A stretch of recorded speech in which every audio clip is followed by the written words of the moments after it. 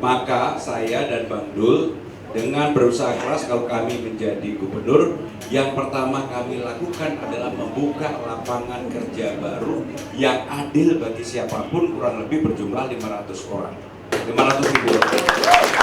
Assalamualaikum warahmatullahi wabarakatuh. Waalaikumsalam. Dan saya hormati Bang Laude Basir sebagai pembina Gemapro, Bung Adam, Ketua Umum Gemapro, dan juga Habib Alatas, Habib Fahmi Alatas, dan saudara-saudara sekalian. Yang pertama, saya ketika Bung Adam, Bang Adam ini menyebut tentang yang terakhir tadi, saya deg-degan, jadi saya nggak mau kasih komentar urusan yang terakhir tadi.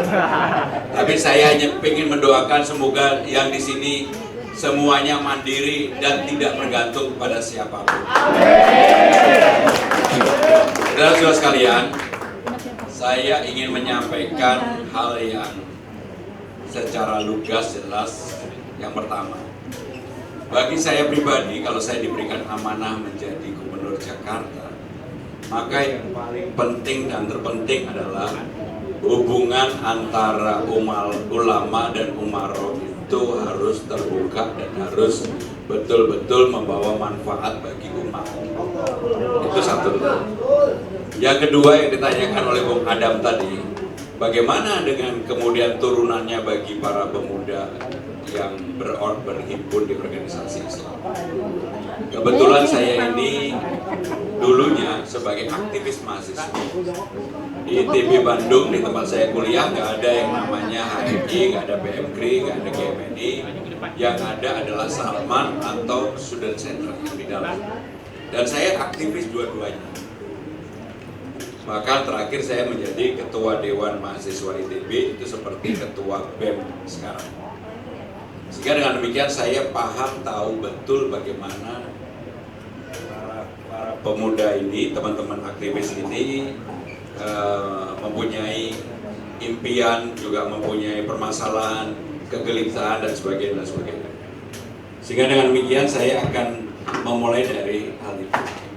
Saudara-saudara sekalian, saya melakukan potret terhadap Jakarta, terhadap para pemuda Jakarta, terutama Gen Z dan milenial. Hampir 38% mereka menginginkan bekerja sebagai entrepreneur, 28% ASN. Ini surveinya. Kemudian ada yang menjadi swasta, dan yang paling kecil menjadi petani, hanya 2%. Ini membuktikan bahwa apa yang disampaikan Bung Adam tadi, ada pergeseran, ada perubahan terhadap anak-anak muda Jakarta. Maka untuk itu apa yang harus dilakukan oleh pimpinan di Jakarta? Pimpinan di Jakarta menurut saya tidak bisa berimajinasi. Mereka harus memimpin dan mau memutuskan bekerja keras untuk itu. Maka harus bekerja keras untuk itu. Karena apa? Persoalan di Jakarta itu begitu kompleks. Tahun ini saja ada 354.000 pengangguran, ditambah 52.000 PHK sampai dengan bulan Oktober. Sehingga total hampir 400.000. Maka saya dan Bang Dul dengan berusaha keras kalau kami menjadi gubernur, yang pertama kami lakukan adalah membuka lapangan kerja baru yang adil bagi siapapun, kurang lebih berjumlah 500 orang. 500 ribu. Yang adil bagi siapapun. Karena salah satu faktor di Jakarta selama ini, keadilan itu menjadi barang langka. Contoh, kan ada PPSU, pasukan Orange. Pasukan Orange dulu semangatnya adalah orang yang mau bekerja, kerja keras, dan tidak malu dengan pekerjaan itu. Tiba-tiba bergeser menjadi harus lulus SLTA. Maka bagi saya pribadi, untuk pasukan Orange ini nggak perlu SLTA, yang penting bisa baca tulis, SD saja cukup. Karena apa? Inilah yang membuka ruang yang cukup besar bagi anak-anak yang sekarang ini menghadapi persoalan dengan pekerjaan. Maka di kantor-kantor kecamatan kami akan membuka yang disebut dengan job fair setiap 3 bulan sekali. Apa itu job fair? Job fair itu adalah informasi tentang lowongan pekerjaan di setiap kelurahan dan kecamatan secara terbuka. Segala sesuatu dilakukan dengan transparan, sehingga anak-anak muda juga dibutuhkan apa yang menjadi kebutuhan di tempat itu. Tidak semua kebutuhan itu berisi dengan pembangunan, kemudian pengelasan dan sebagainya. Bahkan di dalam job fair, di dalam balai latihan pun, untuk menjadi konten kreator aja kita ajarin. Untuk menjadi konten kreator kita ajarin. Bagaimana orang yang hobinya TikTok pun kita ajarin sebagai bagian dari konten kreator. Maka dengan demikian begitu banyak ruang yang bisa diberikan dan dilakukan. Maka dengan demikian kami akan mengalokasikan dana kurang lebih 300 miliar rupiah untuk mendorong tumbuhnya UMKM baru dan entrepreneur baru yang lahir dari anak-anak muda sekarang. Sebab kalau tidak begitu, maka selalu ada kesenjangan. Termasuk kami akan membuat simple menjadi lebih mudah. Contohnya, saya juga baru tahu dan saya geleng-geleng kepala. Yang namanya kartu Jakarta Pintar, pasti di ruangan ini banyak yang tahu. KJP yang dulu dapat tiba-tiba hilang. Dan begitu hilang ngurusnya ke Rawabunga. Begitu datang ke Rawabunga ngantrinya mulai dari jam 4 pagi, mungkin jam 9, jam 10 pagi baru mulai ada pelayanannya. Jam 2 baru dilayani. Jam 4 selesai, tutup kantor. Banyak sekali warga yang ribuan di pingpong kanan kiri nggak selesai, akhirnya menyerahlah mereka. Tidak diurus lagi pendataannya. Apa yang terjadi? Banyak sekali anak-anak kita, padahal KJP itu dialokasikan 520.000 untuk anak-anak kita, untuk murid kita. Kemudian KJMU-nya 15.000. Hilang, orang nggak mau ngurus lagi, dan akhirnya yang mendapat KJP adalah tergantung yang dekat dengan orang yang memberi. Maka yang seperti ini nggak boleh lagi penyelesaiannya di Rawabunga. Penyelesaiannya harus di kantor kecamatannya masing-masing. Maka itulah yang akan saya buat pertama kali, pergubnya atau perdanya harus selesai di kantor kecamatannya masing-masing, termasuk lansia, termasuk difabel, termasuk Jakarta Sehat. KJS, Kartu Jakarta Sehat, itu ada undang-undangnya. Semuanya harus dipermudah dengan BPJS. Tetapi mohon maaf, kalau warga yang kurang mampu, maka pelayanannya ogah-ogahan. Pelayanannya ogah-ogahan. Sehingga dengan demikian dilayani lama, kadangkala butuh obat yang katanya mahal nggak dikasih. Nggak boleh ada diskriminasi.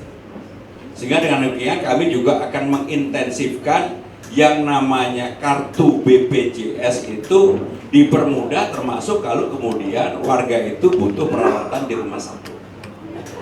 Saudara-saudara sekalian, dengan cara-cara ini memang kalau saya ditanya apa yang saya prioritaskan, saya kerjakan. Saya akan mengerjakan persoalan-persoalan yang dari bawah, yang real di masyarakat. Saya tidak akan menjanjikan Disneyland kepada Bapak Ibu Saudara, tetapi saya akan mengerjakan betul-betul yang dari bawah. Kartu Jakarta Pintar, Jakarta Sehat, Jumantik, Dasawisma, lansia, dan macam-macam.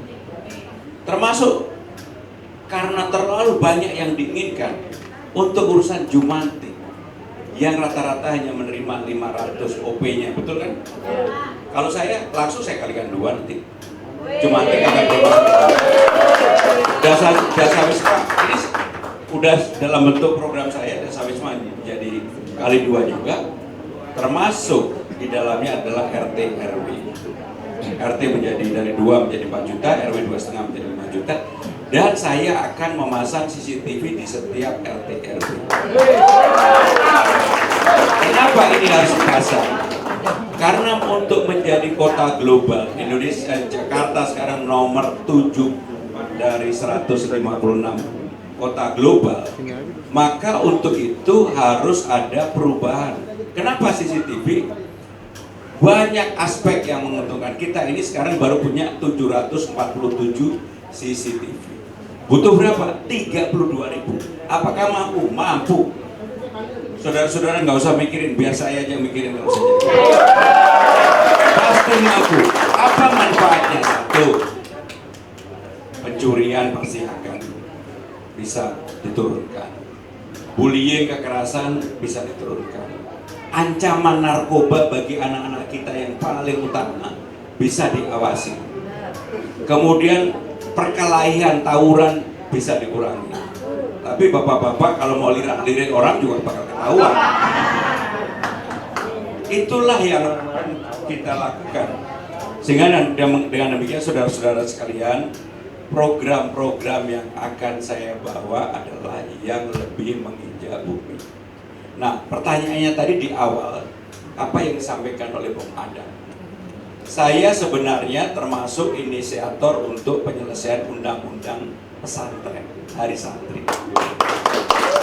Setelah itu kita buat yang namanya Perpres tentang pendanaan pesantren.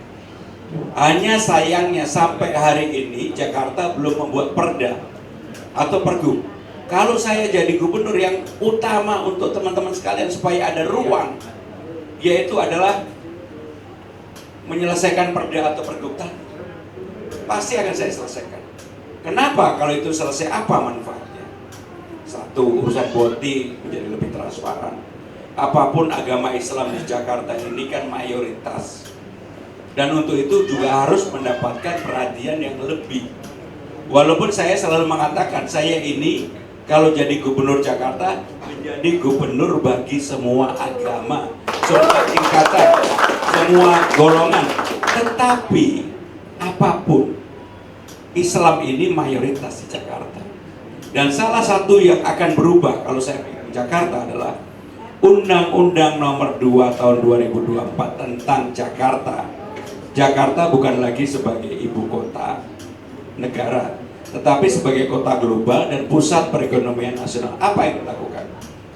Saudara-saudara sekalian, salah satu-satunya tempat kota besar yang tidak punya identitas itu sebenarnya Jakarta. Kenapa? Karena sebagai ibu kota. Begitu sekarang sudah tidak menjadi ibu kota, apa identitas utama yang akan ada? Dalam undang-undang disebutkan identitas utamanya adalah kebudayaan Betawi. Sehingga dengan demikian, inilah yang akan menjadi identitas utama Jakarta. Kalau kita pergi ke Jogja, mau naik kereta, mau naik pesawat, begitu sampai Jogja, kita akan lihat simbol-simbol, logo-logo Jogja. Kita pergi ke Bali, logo-logo, simbol-simbol Bali. Kita pergi ke Balikpapan, akan lihat itu semua daerah termasuk Surabaya. Coba kita pergi ke Jakarta, ada nggak simbol-simbol Betawi? Nggak ada. Maka dengan demikian saya kalau jadi gubernur, karena undang-undangnya sudah mengatur, maka simbol-simbol itu akan kami buat secara jelas, termasuk logo-logo dan sebagainya secara jelas, termasuk branding tentang Jakarta secara jelas. Ini bukan karena calon menantu saya Betawi, bukan. Saya punya 2 anak, yang satu jadi bupati di Kediri, yang satu dapat Betawi. Tetapi yang akan saya lakukan itu, sehingga dengan demikian yang namanya bir pletok, kalau ada tamu dari manapun yang disajikan bukan yang lain-lain, tetapi bir pletok. Termasuk apa? Palang pintu, roti buaya, ondel-ondel, dodol Betawi.